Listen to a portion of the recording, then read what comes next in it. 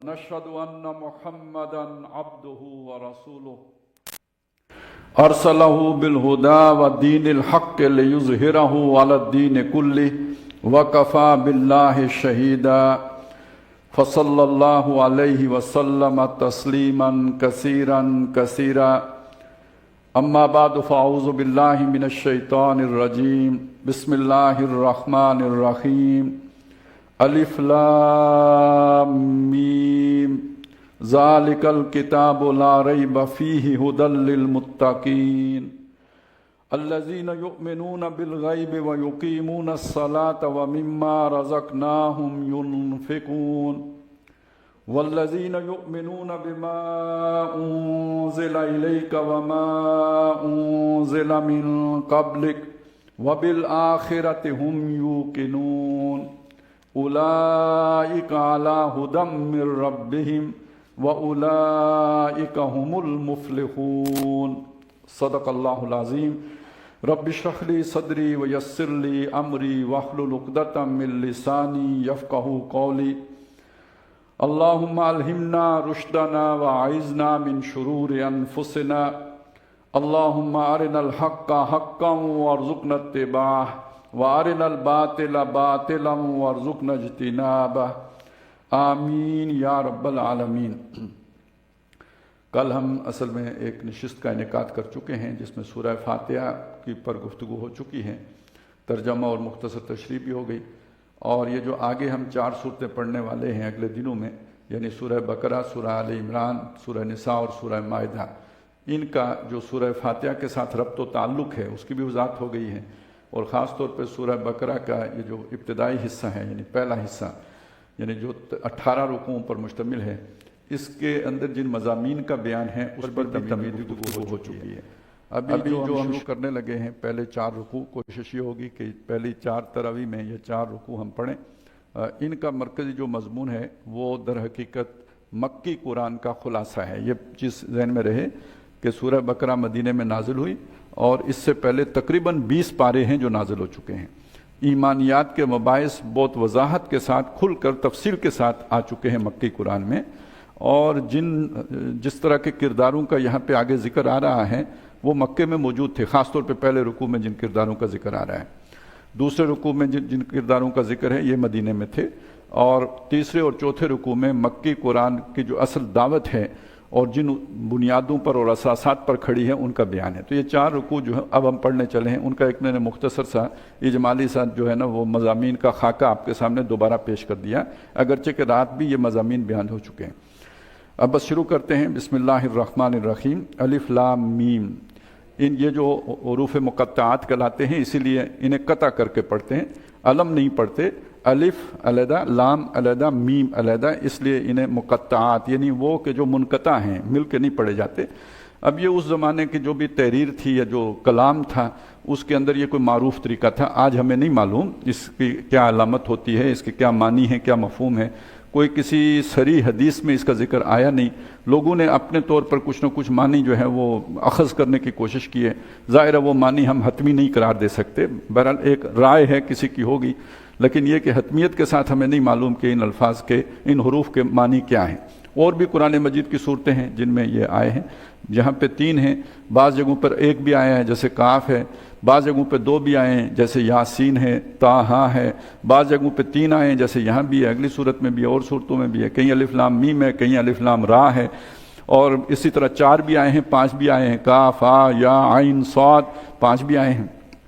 تو الف لام میم ذالک الکتاب لا ریب فیہ، وہ کتاب جس میں کوئی شک نہیں، مراد ہے کہ وہ عظیم کتاب، وہ اللہ کا عظیم کلام کہ جس میں کوئی شک نہیں ہے، شک نہیں مطلب کہ اس کے کتاب ہونے میں شک نہیں، اللہ کی طرف سے نازل ہوئے میں کوئی شک نہیں، اس میں جو مضامین بیان ہوئے ان میں کوئی شک نہیں۔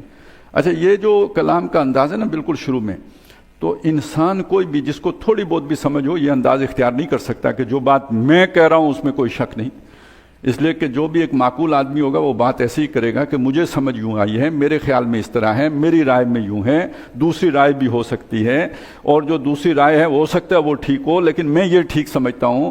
تو آدمی جب بھی بات کرتا ہے اپنے نقص علم کے ساتھ کرتا ہے، وہ کبھی بھی حتمیت کے ساتھ بات نہیں کرتا ہے۔ یہ انداز اسی کا ہو سکتا ہے کہ جس کا علم حتمی ہو، جس کے علم میں ہر شے ہو، وہ یہ انداز اختیار کر سکتا ہے، یا وہ کر سکتا ہے جس کے علم میں کچھ بھی نہ ہو، کیونکہ وہ دعویٰ کر سکتا ہے کہ جو مجھے معلوم ہے وہ کسی کو معلوم نہیں، تو انتہائی احمق آدمی ہوگا جو اس طرح کی بات کرے، یا پھر وہ ہوگا کہ جسے واقعی کل کا علم ہو، اور ظاہر ہے جو رب العالمین ہے وہ بکل شیء علیم ہے، اسے ہر شے کا علم ہے، لہٰذا وہ جب یہ کہتا ہے کہ جو میں کہہ رہا ہوں وہی درست ہے اور اس میں کوئی شک نہیں ہے، اس میں کوئی شبہ نہیں ہے، تو وہ بات 100% درست ہوتی ہے، لا ریب فیہ، اس میں کوئی شک نہیں۔ ھدی للمتقین، یہ ہدایت ہے متقین کے لیے، ڈرنے والوں کے لیے۔ اس پہ اعتراض ہوا ہے کہ یہ کیسا کلام ہے کہ جو صرف متقین کے لیے ہدایت ہے اور جو لوگ ہیں جو گویا سرکش ہیں ان کے لیے ہدایت ہی نہیں ہے۔ تو بات سمجھ لیجئے کیا بات ہے۔ بات جو کہی جو لوگ مخاطب ہیں، اولین مخاطب ہیں، تو کون ہیں؟ مشرکین مکہ ہیں۔ ان کا دعویٰ کیا ہے؟ ہم خدا کو نہیں مانتے، نہیں۔ وَلَئِن سَأَلْتَهُم مَّنْ خَلَقَ السَّمَاوَاتِ وَالْأَرْضَ لَيَقُولُنَّ اللَّهُ، اگر آپ ان سے پوچھیں آسمان اور زمین کس نے بنائے، وہ لازماً کہیں گے کہ اللہ نے بنائے، اللہ کو مانتے ہیں۔ دوسرے کون ہیں؟ اہل کتاب نصارہ ہوں یا یہود ہوں، تو کیا وہ اللہ کو نہیں مانتے؟ مانتے ہیں۔ تو جن اہل کتاب کے دل میں یا جن مشرکین کے دل میں کوئی خدا خوفی کسی درجے میں ہو، ان پر یہ کلام اثر کرے گا۔ جو بالکل نہ ڈر ہوں، نہ چنت ہوں، بے فکرے ہوں، جنہیں پرواہ نہ ہو آخرت کی اور کل کی، تو وہ ان پر یہ کلام بے اثر ہے۔ کلام نرم و نازک بے اثر، مرد ناداں پہ کلام نرم و نازک بے اثر، ان پر یہ اثر نہیں کرے گا۔ اسے یوں سمجھ لیجئے، دیکھیں کتنے لذیذ کھانے ہوتے ہیں، طلب کس کے اندر ہوگی وہ کھانا کھانے کی جسے بھوک لگی ہو، جسے بھوک ہی نہ لگی ہو، جتنا لذیذ کھانا لا کے اس کے سامنے رکھیں اسے الٹی آئے گی، کیونکہ ویسے پہلے ہی وہ جو ہے گردن تک بھر چکا ہوا ہے کھٹا، تو اب مزید کیا کھائے گا۔ تو جس کو فکر ہی نہیں ہے کہ کوئی چیز سمجھنے کی، تو وہ کیوں سمجھے گا؟ اس کے اندر سے سمجھے گا وہ جس کے اندر کوئی کسی درجے میں کوئی جو ہے وہ طلب موجود ہوگی۔ پھر یہ قرآن اسے اٹھا، کوئی بیج ہوگا جسے تناور درخت بنائے گا، سرے سے بیج ہی نہ ہو تو وہ پھر اس کے لیے یہ کلام نرم و نازک بے اثر ثابت ہوگا۔ تو یہاں متقین سے مراد آخری درجے کا تقویٰ نہیں ہے، بلکہ متقین سے مراد وہ تقویٰ جو ایک طلب صادق پر دلالت کرتا ہو، اس تقویٰ کا ذکر ہے۔ پھر وہ اس تقوی کو 4 چاند لگا کر وہاں تک لے کے جائے گا، جیسے ابو بکر کے تقویٰ کو لے کے گیا، جیسے عمر کے تقویٰ کو لے کے گیا، اور وہ تقویٰ اسے درجہ احسان تک پہنچائے گا کہ جس میں بندگی اللہ کی یوں کی جاتی ہے گویا کہ تم اسے دیکھ رہے ہو۔ لیکن ابتدائی درجہ وہ ہے کہ کسی نہ کسی درجے میں طلب صادق ہدایت کی پائی جاتی ہو، اہدنا الصراط مستقیم مانگتا ہو، جس کے اندر یہ ڈیمانڈ ہی نہ ہو صراط مستقیم کی، اس کو یہ کوئی اثر نہیں کرے گا۔ اہدنا الصراط المستقیم جو کہا تھا اس کا جواب ھدی للمتقین، وہ جو صراط مستقیم مانگتے ہیں ان کے لیے یہ ہدایت ہے۔ الذین یؤمنون بالغیب ویقیمون الصلاۃ ومما رزقناہم ینفقون، یہاں ان کی 3 صفات آئی ہیں۔ نماز قائم رکھتے، یؤمنون بالغیب، غیب کا یہ کو مانتے ہیں، اور غیب کو ماننے کا مطلب کیا ہے؟ غیب کو ماننے کا مطلب یہ دیکھیں ہمارے اعتبار سے بات ہو رہی ہے، اللہ کے لیے کوئی شے غیب ہے ہی نہیں، اللہ کے لیے ہر شے حاضر اور موجود ہے، مشہود ہے۔ غیب ہمارے لیے کیا غیب ہے؟ جو ہمارے حواس خمسہ کی گرفت میں نہیں آتا وہ غیب ہے۔ فرشتے نہیں آتے، جن نہیں آتے، دوزخ جنت نہیں آتے، مرنے کے بعد کی زندگی کا تصور نہیں آتا، قبر میں کیا ہوگا نہیں آتا، یہ سب غیب ہے۔ جو معلوم کیا ہے؟ یہ جو کائنات ہمارے سامنے ٹھوس کائنات، یہ ہمیں معلوم ہے۔ خالص جو سائنٹیفک طریقہ کار ہے، یعنی اس کے مطابق جو شے ہمارے حواس کی گرفت میں آئے وہ ہے، جو حواس کی گرفت میں آئے وہ نہیں ہے۔ تو ان کی اس کے برعکس سوچ ہوتی ہے کہ جو حواس کی گرفت میں آ رہے ہیں وہ بھی ہیں، لیکن یہ کل نہیں ہے، اس کے سوا بھی کچھ ہے۔ اللہ ہے، آخرت ہے، رسول ہیں، فرشتے ہیں، کتابیں ہیں، اللہ کا پیغام ہے، یہ سب غیب ہے۔ تو یہ دیکھیے آج کی سوچ ہے اس سے بالکل مختلف سوچ ہو جاتی ہے، یؤمنون بالغیب۔ آج کی سوچ یہ ہے کہ جو ہمارے حواس کی گرفت میں آئے گا اسے مانیں گے، اس کے سوا نہیں مانیں گے۔ ٹھیک ہے، اس کا انکار بھی نہیں کریں گے، آج ہمیں نہیں معلوم، شاید کل معلوم ہو جائے۔ بہت جو نا موڈسٹ قسم کا جو سائنٹسٹ ہوگا وہ یہ انداز اختیار کرے گا، آج نہیں معلوم کل معلوم ہو جائے گا۔ لیکن آج کے دن تو انکار ہو گیا نا اس شے کا، وہ آج تو گویا آپ نے نہیں مانا، نہ انکار کرنے کے باوجود بھی نہیں مانا۔ تو یہ آج کا تصور ہے۔ آج کے اس تصور کے تابع انسان کے لیے اللہ کو ماننا، آخرت کو ماننا بہت مشکل ہو جاتا ہے۔ تو یؤمنون بالغیب کا مطلب یہ ہے کہ باوجود اس کے کہ ان کے سامنے ایک फ्लड ऑफ इंफॉर्मेशन है साइंस का और टेक्नोलॉजी का, इसके बावजूद उन चीज़ों को भी मानते हैं जो साइंस और टेक्नोलॉजी की गिरफ्त में नहीं आती। तमाम तर दूरबीनों के बावजूद जो नज़र नहीं आती उसको भी मानते हैं। और वो कौन से हक़ाइक़ हैं? वो ईमान के हक़ाइक़, यानी गैब के हक़ाइक़, यानी जिनको हम अल्लाह पर ईमान, आखिरत पर ईमान, किताबों पर ईमान, फरिश्तों पर ईमान, उन चीज़ों को मानना, ये एक मज़ीद इजाफी सलाहियत है कि अनदेखे खुदा को मानना, जो आपकी गिरफ्त में नहीं आता, अकल में नहीं समाता, उसको मान लेना। तो पहला वस्फ ये युमिनूना बिल गैब व युकीम, और मैं बता चुका हूँ कि मुशरिकीन भी मानते थे, ये यहूद भी मानते थे और नसारा भी मानते थे। व युकीमुना सलाह, और नमाज कायम रखते हैं। मानने का मतलब सिर्फ तसव्वुराती तौर पर मानना नहीं है, बल्कि उसके साथ एक कनेक्शन भी रखना, ताल्लुक भी रखना, उसका ज़रिया नमाज है। हमारी शरीयत में एक ख़ास तरीका नमाज पढ़ने का, मूसवी शरीयत में भी थी, इसी तरह नमाज पढ़ने का उनका अपना तरीका था। यानी अल्लाह से ताल्लुक कायम करने का कोई ना कोई जो भी तरीका है वो नमाज के ज़ैल में आएगा। वह मिम्मा रज़क़नाहुम युनफ़िक़ून, और जो रिज़्क़ हमने उन्हें दिया है, और रिज़्क़ से मुराद क्या है? सिर्फ खाने पीने की चीज़ें ही नहीं, बल्कि जो सलाहियतें दी हैं, जो इस्तेदादात दी हैं, जो क़ुव्वतें दी हैं, जो उनको हमने जो दुनिया के अंदर ज़िंदगी गुजारने के लिए जितने भी उनको क़ुव्वतें कार दी है, ये सब अल्लाह का रिज़्क़ है। जो समझ दिया वो भी रिज़्क़ है, जो हदायत दी है वो भी रिज़्क़ है, उसमें से खर्च करते हैं। यानी कंजूस नहीं है कि सिर्फ अपने लिए ही रखें। हमारे कितने हकीम लोग होते हैं, कई नुस्खे लेके कब्र में चले जाते हैं, लेकिन ये कि अपने शागिर्दों को नहीं बताते। तो देखें ना, वो भी एक रिज़्क़ आगे बांटा तो नहीं ना, उस रिज़्क़ से खुद फ़ायदा उठाया, दूसरों को नहीं दिया। तो एक समझ भी रिज़्क़ है, इल्म भी रिज़्क़ है। साथ ये है कि जो अल्लाह ताला ने दुनिया की नेमतें यानी असबाब की सतह की दी हैं, मालो दौलतो असबाब दुनिया दी हैं, वो भी रिज़्क़ है। तो उसको अल्लाह की राह में लगाते हैं, उसमें से खपाते हैं, यानी फी सबीलिल्लाह खर्च करते हैं। आजकल इंटेलेक्चुअल राइट्स का तसव्वुर है ना, कि आपने अगर किसी को कोई शय सिखाई है और या कोई शय बनाई है लोगों के लिए, तो उसके आप राइट हकदार हैं कि उसके एवज़ आप कुछ मुआवजा लें, ये फी सबीलिल्लाह करें। जैसे वो ज़ुल्करनैन ने दीवार मुफ्त बना के उनको दे दी थी जिन्होंने मुतालबा किया था, तो ये नहीं, अल्लाह की राह में खर्च करना हो गया, अपनी सलाहियतों को, अपने इस्तेदादात को, अपने मालो असबाब को। ये यानी उनको दुनिया की मोहब्बत ऐसी नहीं है कि वो उसे जोड़ जोड़ के रखें और कंजूस हों, बल्कि ये कि वो अल्लाह की खातिर मोहब्बत रखने के बावजूद अल्लाह की मोहब्बत में उसे लगा और खपा रहे होते हैं। तो तीन वस्फ आ गए आपके सामने कि दुनिया के आम ट्रेंड से हट के अनदेखे हक़ाइक़ को मानने वाले, उससे कोई ताल्लुक बरकरार रखने के लिए कुछ प्रैक्टिसेस करने वाले, और मज़ीद ये कि उस पर अल्लाह ताला ने जो सलाहियतें दी हैं उन्हें सिर्फ अपने लिए ही नहीं बल्कि दूसरों के लिए भी निछावर करने वाले। ये तीन बुनियादी औसाफ हैं मुत्तकीन के। वल्लज़ीना युमिनूना बिमा उन्ज़िला इलैका, या मज़ीद उसकी तशरीह आ गई, और वो ईमान लाते हैं उस पर कि जो उतारा गया ए नबी सल्लल्लाहु अलैहि वसल्लम आप पर, यानी ये कि कुरान मजीद, उस पर भी ईमान लाते हैं। अब ये देखिए वाज़ेह तौर पर इशारा हो गया उनकी तरफ कि जो पहले से एक किताब को मानते हैं, इसलिए कि आगे आ रहा है वमा उन्ज़िला मिन क़ब्लिक, और उस पर भी जो आपसे पहले नाज़िल किया गया। यानी यहूद और नसारा तो उस पर पहले से ईमान रखते थे ना, तौरात हो या इंजील हो उस पर। अब ये जो नया उतरा है, अगर उनका ताल्लुक अल्लाह से है तो इस पर भी ईमान लाएंगे। जिस खुदा ने तौरात उतारी, जिस खुदा ने इंजील उतारी, उसी ने कुरान उतारा।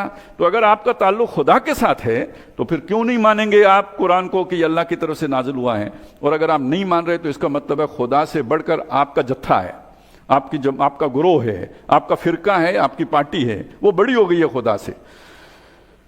व बिल आखिरत हम यूक़िनून, अब ये इजाफी उसी ईमान की युमिनून बिल गैब की मजीद जो तशरीह आई है, उसमें आखिरत का जब जिक्र आया तो उसमें यकीन का जिक्र आया। वह बिल आखिरत हम यूक़िनून, ईमान तो मानना हो गया, ये यूक़िनून यकीन करना हो गया, यानी उसको हर वक्त मुस्ताज़र रखते हैं। वजह क्या है? ये जो अल्लाह के अहकाम हैं, जो अल्लाह ने उतारा है, उसको मानने का मतलब उस पर अमल करना, और उस पर अमल करने का नतीजा दुनिया का नुकसान है। सच बोलो तो नुकसान, दयानतदारी से काम लो तो नुकसान, अमानतदारी करो तो नुकसान। यहाँ तो दुनिया में वो सच्चे रास्ते पर चलने का नुकसान होता है। ये इंसान उस रास्ते पर नहीं चल सकता, वो जो सिरात मुस्तकीम है, जब तक कि उसका आखिरत पर यकीन ना हो, उसकी निगाह आखिरत पर जब तक नहीं जमी हुई हो, तो ये सिर्फ दुनिया ही तक उसका इल्म महदूद हो, तो फिर वो ये कुर्बानी नहीं दे सकता सिरात मुस्तकीम पर चलने की। उसमें जो भी तकलीफ़ें आती हैं, मसाइब आते हैं, शदायद आते हैं, जो मुसीबतें आती हैं, वो नहीं झेल सकता अगर आखिरत पेश नज़र न हो। तो उसके लिए एक यकीन दरकार है। जैसे हमें आज यकीन है हम सुबह करेंगे, हालांकि नहीं पता कि करेंगे या नहीं करेंगे, लेकिन सुबह की हम प्लानिंग कर रहे होते हैं, बल्कि ये कि सुबह ही की नहीं करते होते, 20 साल बाद की भी कर रहे होते हैं। اس طرح کا ایک یقین جو ہے وہ آخرت کا ہو، اس کی بھی پلاننگ ہو، منصوبہ بندی ہو، مریں گے، وہ منکر نکیر کا سامنا کریں گے، پھر حشر کا میدان ہوگا، اللہ تعالیٰ پوچھیں گے یوم یقوم الناس لرب العالمین، اللہ کے سامنے کھڑے ہو کے سوال جواب ہوگا، اس کا یقین ہوگا، پھر بندہ الٹا کام کیسے کرے گا؟ نہیں کر سکتا۔ تو عمل کے لیے آخرت کا یقین درکار ہے۔ فرمایا اولئک علی ھدی من ربہم، یہ وہ لوگ ہیں جو اپنے رب کی طرف سے ہدایت پر ہیں۔ اہدنا الصراط المستقیم صراط الذین انعمت علیہم، جن پر تیرے رب کا انعام ہوا۔ وہ کون لوگ ہیں؟ وہ یہ لوگ ہیں جن پر تیرے رب کا انعام ہوا، جو اب تیرے رب کی طرف سے ہدایت پر ہیں۔ اولئک علی ھدی من ربہم، اپنے رب کی طرف سے ہدایت پر ہیں۔ واولئک ھم المفلحون، یہ نہ ضالون ہیں نہ مغضوب علیہم ہیں، بلکہ یہ فلاح پانے والے ہیں، بامراد ہونے والے ہیں، اپنی کامیابی تک پہنچنے والے ہیں، فوز و فلاح سے ہمکنار ہونے والے ہیں۔ اولئک ھم المفلحون، یہ ہے جو مکے میں 20 جو پارے اترے، یعنی 12-13 سال کی جو نبی صلی اللہ علیہ وسلم کی محنت ہے، اس محنت کے نتیجے میں چھٹ کے کچھ لوگ علیحدہ ہو کر اس کردار کے حامل بن گئے۔ یعنی یہ صرف نرے الفاظ نہیں ہیں، ایک جماعت موجود ہے مکے میں، مدینے میں جب یہ آیات اتری ہیں، جو ان الفاظ کا مصداق کامل ہے۔ محمد الرسول اللہ والذین معہ، یہ جو صلی اللہ علیہ وسلم و رضوان اللہ تعالی علیہم اجمعین، وہ ان الفاظ کا مصداق ہیں، گویا عملی نمونہ ہیں، مجسم یہ الفاظ ہیں ان کی شخصیتوں کے اور ان کے کردار کے اندر۔ اس کے برعکس بھی ہیں کچھ لوگ، ان الذین کفروا سواء علیہم اانذرتہم ام لم تنذرہم لا یؤمنون، بے شک وہ لوگ کہ جنہوں نے کفر کیا، یعنی نہیں مانا، انکار کر دیا، ان کے پر برابر ہے کہ آپ انہیں خبردار کریں یا آپ انہیں خبردار نہ کریں، لا یؤمنون، وہ دونوں صورتوں میں ایمان نہیں لائیں گے۔ یعنی آپ سمجھائیں تب بھی نہیں لائیں گے، نہ سمجھائیں تو خیر نہیں لائیں گے، پھر جیسے جس حالت میں پہلے تھے اسی حالت میں رہیں گے۔ اصل میں یہ وہ لوگ ہیں کہ جن پر اتمام حجت ہو گیا۔ اتمام حجت کا مطلب کیا؟ کہ ایک آدمی ہے جو ناسمجھی سے کوئی غلط کام کر رہا ہے، جیسے کل میں نے آپ کو بتایا تھا کہ انہوں نے فرض کریں رہبانیت اختیار کر لی تھی نصارہ نے، تو اللہ کو راضی کرنے کے جذبے کے تحت اختیار کر لی تھی۔ اسی طرح اگر جمعے کے دن کو بدل کے ہفتے کا دن اختیار کر لیا تھا تو وہ بھی کوئی اللہ کی ناراضگی حاصل کرنے کے لیے نہیں کیا تھا، اپنی سمجھ کے مطابق جو انہیں بھلا لگا وہ انہوں نے کر لیا۔ اللہ تعالیٰ نے بھی ایک عرصے تک انہیں چھوٹ دیے رکھی کہ ٹھیک ہے ہفتہ ہی تمہیں پسند ہے تو وہی چلتا رہے۔ انہوں نے بیت اللہ کو چھوڑ کر بیت المقدس کی طرف رخ کر کے نمازیں پڑھنا شروع کر دی تھی، تو اللہ تعالیٰ نے اس کو بھی ان کے لیے روا رکھا، نہیں روکا، ٹھیک ہے کرتے رہو، اوکے۔ لیکن یہ کہ اب اللہ کی طرف سے جب یعنی یہ سارا کچھ ناسمجھی میں ہو رہا ہے، ان برکات سے واقف نہیں ہے۔ اب جب محمد الرسول اللہ آ گئے ہیں صلی اللہ علیہ وسلم، وہ ان چیزوں کو ٹھیک کر رہے ہیں، وہ بتا رہے ہیں دن ہفتے یا اتوار کا نہیں ہے، دن جمعے کا ہے، بابرکت دن۔ وہ بتا رہے ہیں کہ قبلہ اصلاً یہ بیت المقدس نہیں ہے بلکہ یہ کہ بیت اللہ ہے، اور ابراہیم کا قبلہ بھی یہی تھا۔ ان اول بیت وضع للناس للذی ببکۃ مبارکا وہدی للعالمین۔ تو یہ جو جب یہ اس طرح اللہ نے وضاحت کر دی، بتا دیا، کان کھول دیے، اس بات سمجھ میں آ گئی، تو اب اس کے بعد بھی اگر جو اپنے سابقہ طریقے پہ ڈٹا رہے، یہ ہے وہ شخص کہ جس پر جو اتمام حجت کے بعد بھی یعنی وہ نافرمان رہا۔ پہلے اگر وہ وہی کام کرتا رہا تو اللہ کے ہاں اس کی چھوٹ ہے، لیکن جب اللہ نے سمجھا دیا اپنے رسول کے بعد، اب وہ چھوٹ ختم ہو گئی ہے۔ اب وہ پرانے طریقے کو اللہ کے سامنے اس کا سند کوئی باقی نہیں رہی، اور یہ ہے گویا اللہ کی طرف سے اتمام حجت ہو گئی، قطع عذر ہو گیا۔ تو یہ ان کافروں کا ذکر ہے جن پر اللہ کی طرف سے حجت قائم کی گئی ہو، جیسے کہ محمد رسول اللہ صلی اللہ علیہ وسلم نے قائم کی، اور یہ ہر دور کی جو بھی حضور کے بعد جو آپ کے امتی ان کے ذمے ہیں کہ کافروں کو سمجھائیں، اس طرح سمجھائیں جیسے محمد رسول اللہ نے سمجھایا تھا۔ اس سمجھنے کے بعد بھی نہ مانے، اب وہ اصلی والے کافر ہیں۔ پہلے وہ قانونی کافر تھے، اب وہ حقیقی کافر بن گئے۔ تو یہاں ان حقیقی کافروں کا ذکر ہے، اس لیے کہ اگر تو سارے کافروں کے دلوں پر مہر ہو گئی ہو تو پھر دعوت دینے کا فائدہ کیا، پھر سمجھانے کا فائدہ کیا، پھر تبلیغ کا فائدہ کیا؟ تو سب کافروں پر مہر نہیں ہو گئی، جن کو تبلیغ کر دی گئی، جن کو دعوت دے دی گئی، جن کو سمجھا دیا گیا، اس کے بعد بھی نہیں مانے، ان کے دلوں پر مہر ہوئی ہے۔ ان الذین کفروا سواء علیہم اانذرتہم ام لم تنذرہم لا یؤمنون ختم اللہ علی قلوبہم، اللہ نے ان کے دلوں پر مہر کر دی ہے۔ اب دلوں پر مہر کرنے کا مطلب وہی جو ہم نے کل سمجھا تھا کہ وہ جو ان کے اندر جو ہے نا ایک ڈیوائس لگائی گئی تھی اللہ کے پیغام کو سمجھنے کی، وہ اس ڈیوائس کو کرپٹ کر دیا گیا ہے، اب وہ سمجھ ہی نہیں سکتے، اب جتنے بھی سگنلز کی بمبارمنٹ ہو وہ ریسیو ہی نہیں کر سکتے، ان کے دل پر مور ہو گئی، یعنی یہ کہ اب ان کا جو ریسیپینٹ ہے وہ خراب کر دیا گیا ہے، وہ کرپٹ ہو گیا ہے، اب وہ نہیں سمجھ سکتے۔ یہ ہے دل پر مور ہونے کا مطلب۔ یہ نہیں کہ ان کا دل دھڑکنا بھول گیا، دھڑکنا بھول جائے تو مر جائیں، دھڑک تو اب بھی رہا ہے، لیکن وہ دل کے اندر جو اللہ نے قابلیت رکھی تھی اپنا پیغام سمجھنے کی، وہ قابلیت اللہ نے سلب کر لی ہے، یہ مور ہو گئی ان کے دل پر۔ وَعَلَىٰ سَمْعِهِمْ، اور ان کے کانوں پر باتیں سنتے ہیں، دنیا کی باتیں سمجھتے بھی ہیں، لیکن یہ کہ یہ جو ایک ہوتا ہے نا جسے ہم کہتے ہیں کنسپچول، جو وہ بندہ جو تخیلات میں بات کو سمجھ سکتا ہو، ایک چیز فی الواقع موجود نہیں ہے لیکن اس کو اپنے تصور میں لے کے آ سکتا ہو، یہ اب ان کی سمجھ سے اوپر سے گزر جاتا ہے، انہیں ان کے سروں سے گزر جاتی ہیں ایسی باتیں، ان پر کوئی اثر نہیں کرتی، تو گویا ان کے کان یہ باتیں سننے سے نامانوس کر دیے گئے۔ وَعَلَىٰ أَبْصَارِهِمْ غِشَاوَةٌ، ان کی آنکھوں پر ایک پردہ ہے، وہ ایک آنکھ وہ ہوتی ہے، گاہ میری نگاہ تیز چیر گئی دل وجود، گاہ الجھ کے رہ گئی میرے توہمات میں، تو یہ اب ان کی جو نگاہ ہے وہ اپنے توہمات میں الجھی ہوئی ہے، یہ جو فزیکل ورلڈ ہے اس کے اندر ہی الجھ کے رہ گئی، جیسے آج کے سائنسدانوں کی الجھ کے رہ گئی ہے، جیسے آج کی تہذیب کے جو سارے جو بڑے بڑے انٹلیکچوئلز ہیں، رہنما ہیں، ان کی الجھ کے رہ گئی ہے، ساری سوچ ذالک مبلغہم من العلم، اس دنیا کی زندگی کی حد تک محدود ہے، اس سے آگے دیکھنے سے عاجز ہے، نہیں دیکھ پاتی، تو گویا یہ کوئی آنکھ کے آگے پردہ آ گیا۔ پردہ آنے کا مطلب یہ نہیں کہ یہ اس دنیا کو نہیں دیکھتے، اسے دیکھتے ہیں، اس سے آگے جو دیکھنے کی صلاحیت تھی وہ مفقود کر دی گئی، وہ اب ان کی ریچ میں نہیں رہی۔ وَلَهُمْ عَذَابٌ عَظِيمٌ، اور ان پر بڑا عذاب ہے۔ یہ صلاحیت وہ دور دیکھنے کی اللہ نے سب کو دی، لیکن جب ان کو صحیح طرح سے وہ بات سمجھائی جائے اللہ کی طرف سے اور اس کے بعد بھی ان کے کانوں پہ جوں نہ نینگے تو اللہ تعالیٰ اس صلاحیت کو سلب کر لیتے ہیں۔ اب وہ بس دنیا کے اعتبار سے ایک لائق فائق سیانہ آدمی ہو سکتا ہے، لیکن یہ کہ آخرت کی باتیں اس کی سمجھ میں بالکل نہیں آتی، سر سے گزرتی ہیں۔ وَلَهُمْ عَذَابٌ عَظِيمٌ، ایسے لوگوں کے لیے بڑا عذاب ہے۔ یہ دو گروہوں کا ذکر ہو گیا جو قرآن کے مخاطب بنے، اور ان میں سے ایک وہ ہے جس نے قرآن کی دعوت کو قبول کیا، وہ مفلحون ہو گئے۔ دوسرے وہ ہیں جنہوں نے جانتے بوجھتے اسے رد کیا، سوچ سمجھ کے رد کیا، سمجھ کے نہیں مانا، تو یہ وہ ہو گئے کہ جن کو جو کافر ہوئے اور جن کے لیے عذاب عظیم ہے۔ اب تیسرا گروہ ہے، یہ تیسرا گروہ سمجھ لیجئے صرف مسلمانوں میں نہیں ہے، یہ یہودیوں میں بھی ہے، کیونکہ یہودی بھی دعوے دار ہیں کہ ہم ایمان لائے ہیں اللہ پر، آخرت کو مانتے ہیں، حضور صلی اللہ علیہ وسلم سے پہلے ظاہر شریعت موسوی چل رہی ہے، اور وہ ان کے بڑے بڑے دبنگ عالم دین موجود ہیں، بڑے فقہ کے بہت بڑے جو ہیں وہاں پہ ستون موجود ہیں، روحانیت کے بہت بڑے بڑے وہاں تھم ہیں، سب کچھ موجود ہے۔ مسئلہ یہ ہے کہ کردار کی وہ پختگی نہیں ہے کہ انسان اللہ کی خاطر اپنے مفادات سے اوپر اٹھ سکے۔ دیکھیے مفادات ایک تو یہ ہوتے ہیں نا، کاروبار مفاد ہے، نوکری مفاد ہے، تعلقات بھی تو مفاد ہوتے ہیں۔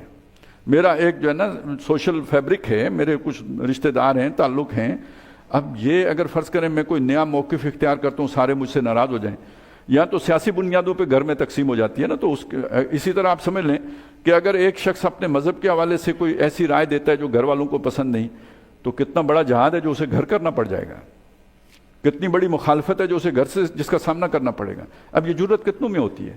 دوست احباب چھوٹنے کا خطرہ ہو، رشتہ دار چھوٹنے کا خطرہ ہو، اور پھر سب سے بڑے خطرے میں کون ہوتا ہے؟ جس کے پاس کوئی منصب ہو، کوئی لوگ اسے پسند کرتے ہوں، اس کی فالوئنگ ہو، فین فالوئنگ ہو، اور اگر وہ کوئی ایسی بات کرے جو اس کے فالوورز کو پسند نہیں ہو، اور پھر خطرہ یہ ہو کہ ایک دم جو ہے نا اس کے، آج کل تو وہ پیج کے ریچ کا ہی مسئلہ ہوتا ہے، تو کہیں وہ کم ہونا ہو جائے، رپورٹ نہ ہو جائے، اور یہ اس وجہ سے وہ حق بات کہہ نہ سکے، تو مجھے بتائیں نا یہ بھی مفاد ہے یا نہیں ہے؟ تو مفادات کو صرف مال و دولت تک محدود کر کے نہ رکھیں۔ بڑا جو بڑے بڑے چودھری ہوتے ہیں، سردار ہوتے ہیں، وڈیرے ہوتے ہیں، لیڈر ہوتے ہیں، سو کارڈ لیڈر، وہ در حقیقت وہ ان پھندوں میں گرفتار ہوتے ہیں، کہنے کو آزاد ہوتے ہیں، ان زنجیروں نے انہیں جکڑ کے رکھا ہوا ہوتا ہے۔ یہ ہرکل کی زنجیر تھی، یہ ابو جہل کی زنجیر تھی، یہ اسی طرح علماء یہود کی زنجیر تھی، جس میں وہ جکڑے ہوئے تھے کہ اپنے اگر لوگوں سے ہٹ کر ہم نے کوئی موقف اختیار کر لیا تو ہماری وہ جو فن خانی ہے، وہ جو ہماری سرداری ہے، وہ جو ہماری پیشوائی ہے، وہ ہمارے ہاتھ سے نکل جائے گی۔ تو یہ مسئلہ صرف عبداللہ ابن ابی کا نہیں ہے، یہ مسئلہ جو ہے یہودیوں کے علماء کا بھی ہے، یہودیوں کے بڑوں کا بھی ہے، ابو عامر راہب کا بھی ہے، یہ کعب بن اشرف کا بھی ہے۔ تو اگلے رکوع میں یہ غلط فہمی نہ رکھیں کہ یہ صرف عبداللہ ابن ابی جیسے لوگوں کا ذکر ہے، یہ جو اہل کتاب کے اندر بھی اس طرح کا کریکٹر ہے، یا تو صاف کہیں نہیں مانتے چھٹی، یا یہ کہ نہیں ہم اللہ کو بھی مانتے ہیں، آخرت کو بھی مانتے ہیں، آپ کو بھی پہچانتے ہیں، یعرفونہ کما یعرفون ابناءہم، لیکن ہم اس کا اظہار نہیں کر سکتے۔ ہمیں آپ کے ایک ایک حرف سے اتفاق ہے، لیکن اکیلے بیٹھ کے ہم آپ کے سامنے اس بات کا اعتراف کریں گے، پبلکلی یہ بات نہیں کر سکتے۔ تو اس کا مطلب لوگوں کو تو ہم گمراہ کرتے رہیں گے بدستور، لیکن آپ کو بھی راضی رکھنے کے لیے اکیلے بیٹھ کے آپ سے کہیں گے کہ ہم آپ کے ساتھ ہیں، آپ کے ایک ایک لفظ سے ہمارا اتفاق ہے۔ یہ ہے وہ ڈیول پرسنالٹی کہیں یا سپلٹ پرسنالٹی کہیں کہ جو ادھر بھی پورا اور ادھر بھی پورا، یہ ان کا رکوع ہے۔ وہ ہم میں بھی ہو سکتے ہیں، وہ یہودیوں میں بھی تھے، وہ اس وقت مسلمانوں میں بھی تھے، آج بڑی تعداد ان کی ہو سکتی ہے جو آج مسلمان ہیں۔ لہذا یہ رکوع اس اعتبار سے بہت اہم ہے، اسے بہت جو ہے نا ہمیں زیادہ توجہ سے پڑھنے کی ضرورت ہے۔ فرمایا وَمِنَ النَّاسِ مَن يَقُولُ آمَنَّا بِاللَّهِ وَبِالْيَوْمِ الْآخِرِ وَمَا هُمْ بِمُؤْمِنِينَ۔ یہ تو دو لوگ ہو گئے نا جن کا اوپر ذکر آیا، لوگوں میں اور قسم بھی ہے، وَمِنَ النَّاسِ لوگوں میں وہ بھی ہیں، مَن يَقُولُ آمَنَّا بِاللَّهِ وَبِالْيَوْمِ الْآخِرِ جو کہتے ہیں یا کہتا ہے کہ ہم اللہ پر ایمان لائے اور ہم ایمان لائے آخرت پر بھی، اللہ کو بھی مانتے ہیں آخرت کو بھی مانتے ہیں، وما ہم بمؤمنین حالانکہ وہ ایمان لانے والے نہیں ہیں۔ یہ قرآن مجید نے دو ٹوک بات کی ہے۔ ہم کسی ایمان لانے کے دعوے دار پر کافر ہونے کا، یعنی خاص طور پہ مسلمانوں میں سے کسی پر ہم فتویٰ لگانے کے مجاز نہیں ہیں جب تک کہ وہ ضروریات دینی میں سے کسی کا انکار نہ کرے، لیکن یہ کہ اللہ تعالیٰ نے تو یہ بات یہاں پہ کہی ہے نا کہ وہ مومن نہیں ہے، تو کیا مطلب ہے؟ یعنی ایمان کے ان تقاضوں کو پورا نہیں کر رہے جو اللہ کے ہاں جو ہے نا وہ مشروط ہیں، جس کے ساتھ ایمان، اس کے بغیر آپ کا ایمان معتبر ہی نہیں ہوگا۔ اب یہ جو آ کے حضور سے کہتے تھے کہ ہم مانتے ہیں اذا جاءک المنافقون قالوا نشهد انک لرسول اللہ کہ آپ اللہ کے رسول ہیں، واللہ یعلم انک لرسول، اللہ گواہی دیتا ہے، اللہ جانتا ہے کہ آپ اس کے رسول ہیں، واللہ یشهد ان المنافقین لکاذبون، لیکن اللہ گواہی دیتا ہے کہ یہ منافق جھوٹ بول رہے ہیں۔ یہ اسی طرح کا مسئلہ یہاں بھی ہے، وما ہم بمؤمنین وہ مومن نہیں ہیں، وہ یعنی وہ اس کے تقاضے پورے نہیں کر رہے، جس طرح ماننا چاہیے اس طرح نہیں مان رہے۔ یخادعون اللہ، اپنے اس دعوے کے ذریعے سے وہ اللہ کو دھوکہ دینے کی کوشش کر رہے ہیں، اللہ سے چکر بازی۔ اب یہ دیکھیے یہ ہوتی ہے انسان کی محرومی، وہ جسے کہا نا دل پر مور ہو جاتی ہے، اللہ کے بارے میں ایسی مس انڈرسٹینڈنگ کہ ہم اسے چکر دے سکتے ہیں۔ اب ہمارے یہاں بھی تو ہوتا ہے نا، دیکھیں حرام کمائی اس کی کوئی پرواہ نہیں ہے، لیکن رمضان میں وہ اللہ کی راہ میں کچھ لٹائی، کوئی مسجد میں دی، کوئی کہیں خرچ کی، اور اس کے بعد یہ توقع کہ وہ جو سارا حرام کمایا اللہ معاف کر دے گا، تو یہ اللہ سے چکر چلانے کی کوشش ہے نا۔ تو یہ تو ظاہر ہے بندہ، اب اللہ کیسے دھوکہ دیتا ہے، وما یخدعون الا انفسہم، وہ دھوکہ نہیں دے رہے مگر اپنے آپ ہی کو۔ کیسے؟ اگر ان کے اندر یہ گلٹ رہے کہ میں غلط کر رہا ہوں تو وہ کبھی بھی توبہ کر سکتے ہیں، لیکن ان کے اس عمل کی وجہ سے کہ میں نے اتنا صدقہ کر دیا، اتنا نیکی کا کام کر لیا، ان کا وہ گلٹ جاتا رہا، تو گویا توبہ کا امکان ختم ہو گیا، زیرو ہو گیا۔ تو دھوکہ انہوں نے کس کو دیا؟ ڈسیپشن میں جھوٹ بولا، لیکن اس جھوٹ کے پھیرے میں خود آ گئے۔ جیسے آپ کہتے ہیں نا کسی کے لیے گڑھا کھودو تو خود اس میں گرتے ہو، سب سے بڑی مثال یہ ہے، آپ نے اللہ کو اور اہل ایمان کو چکر دینے کی کوشش کی اور خود اس چکر میں آ گئے کہ آپ کا وہ گلٹ ہی ختم ہو گیا اس دھوکے میں لگ کے، اور پھر یہ کہ اس کے بعد آپ توبہ کی توفیق سے محروم ہو گئے۔ یخادعون اللہ والذین آمنوا، ایمان والوں کو دھوکہ دینے کی کوشش کرتے ہیں، وما یخدعون حالانکہ وہ دھوکہ نہیں دے رہے، الا انفسہم مگر اپنے ہی آپ کو، وما یشعرون لیکن انہیں اسے شعور نہیں ہے، وہ سمجھتے ہیں ہم بڑے سیانے ہیں، بہت چلاک ہیں، لیکن یہ کہ حقیقت میں وہ دھوکہ کھائے بیٹھے ہیں۔ فی قلوبہم مرض، ان کے دل میں مرض ہے۔ اب اس مرض کو سورہ آل عمران میں ہم جا کے پڑھیں گے، وہاں اس کے لیے زیغ کا لفظ آیا، فی قلوبہم زیغ، ان کے دلوں میں زیغ ہے۔ یہاں پہ فرمایا فی قلوبہم مرض، ان کے دل میں مرض ہے۔ زیغ کہتے ہیں کجی کو، ٹیڑھ کو، تو یہاں اسے بیماری کہا۔ یہ وہ بیماری ہے اصل میں، ایک انسان کو کلیئرٹی ہوتی ہے، ایک انسان گو مگو کا شکار ہے، تو یہ کروں وہ کروں کیا کروں، تربص کا، گو مگو کا شکار ہے۔ وجہ کیا ہے؟ دنیا کی محبت، یہ چھٹتی نہیں، یہ کافر منہ سے لگی ہوئی۔ تو اسی ایک وہ ہے کہ جو بے خطر کود پڑا آتش نمرود میں عشق، اسے تو کوئی مسئلہ نہیں، اس کو مسئلہ درپیش ہے۔ تو یہ دنیا کی محبت ہی وہ مرض ہے کہ جو پھر ام الامراض بنتا ہے۔ باقی سارے جو بھی دینی امراض ہیں وہ اس سے پیدا ہوتے ہیں۔ فی قلوبہم مرض، ان کے دل میں ایک روگ تھا، فزادہم اللہ مرضا، تو اللہ تعالیٰ نے ان کو ان کی بیماری میں بڑھا دیا اور ترقی دے دی۔ تھوڑی دنیا تھی، اللہ نے اور دے دی۔ وہ سمجھے کہ اللہ ہمارے ساتھ بہت خوش ہے، اللہ تعالیٰ ہم سے راضی ہے، راضی نہ ہوتا تو اتنا دولت مند بناتا، یہ دیکھیں نا یہ پاؤں چٹکھاتے پھرتے ہیں، انہیں کچھ میسر نہیں ہے، غربت ہے، 2 وقت کی روٹی میسر نہیں، ہمیں اللہ نے اتنا دیا ہے، اللہ ہی نے دیا ہے، لیکن اتنا دیا ہے تو خوش ہے نا، ہم سے راضی ہے نا۔ اب یہ دھوکہ کھا گئے۔ وَلَهُمْ عَذَابٌ عَلِيمٌ، ان کے لیے دردناک عذاب ہے، بِمَا كَانُوا يَكْذِبُونَ، جو وہ جھوٹ کہتے تھے۔ ایک ہوتا ہے جھوٹ بولنا، ایک ہوتا ہے جھوٹ کہنا۔ یہ تو تھوڑا سا باریک سا فرق ہے کہ جھوٹ بولنا تو کوئی ایک وقت کا عمل ہوتا ہے نا، یعنی آپ نے کبھی کسی معاملے میں جھوٹ بول لیا۔ ایک یہ جھوٹ کہنا، یعنی یہ کہ وہ پوری آپ کی کردار کے اوپر حاوی ہو گیا۔ وَإِذَا قِيلَ لَهُمْ لَا تُفْسِدُوا فِي الْأَرْضِ، اور جب ان سے کہا گیا کہ زمین میں فساد نہ مچاؤ۔ زمین کا فساد کیا چیز ہے؟ زمین کا فساد سب سے پہلے نمبر پر یہ ہے اللہ کے احکام کی بجائے کسی اور کے احکام پر عمل کرنا۔ وہ کوئی فرعون ہو اس کے طریقے پہ چلنا، کوئی نمرود ہو اس کے طریقے پہ چلنا، کوئی تہذیب ہو اس کے رستے پہ چلنا، یا یہ کہ اپنی ہی خواہش پر چلنا، میرا جسم میری مرضی، اللہ کا حکم پس پش ڈالنا فساد ہے۔ جس وجہ سے بھی آپ نے ڈالا یہ فساد کی بنیاد ہے۔ تو اب خالص اللہ کے دین کی طرف آنے کے بجائے آدھا تیتر آدھا بٹیر کرتے ہیں، یک رنگی اختیار نہیں کرتے، 2 رنگی اختیار کرتے ہیں، یہ فساد ہے۔ تو ان سے کہا گیا یہ فساد نہ کرو۔ یہ ایک سطح ہے فساد کی۔ دوسری سطح کیا ہے؟